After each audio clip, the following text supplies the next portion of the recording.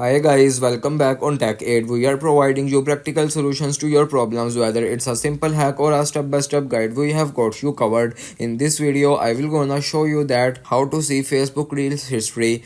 First of all, you can open the Facebook application. I can already open the app. After opening the app, first of all, I can tell you the Facebook doesn't provide currently any feature to see a reels history. So if you want to see the reels history on Facebook, you can just simply go to the menu option at the bottom right corner of the screen, tap on it. Now you can just simply scroll down, tap on settings and privacy, then tap on settings again, and here you will just simply scroll down and down. You will see the option activity log in your activity section. Tap on it. You will just simply tap on your Facebook activity. You can just simply now tap on comments and reactions, post activity that you are logging, or you can tap on reels, and this is the way you can see a little bit of reels history on Facebook by checking the likes, comments and other things. If you want to keep your online activity private and access to restricted contents like I do, trying using a VPN. It's secure, easy to use and makes a browsing safer. The link to buy is in the description below. If this tutorial helped, don't forget to like the video and subscribe for more practical solutions. Got questions or need extra help, drop a comment below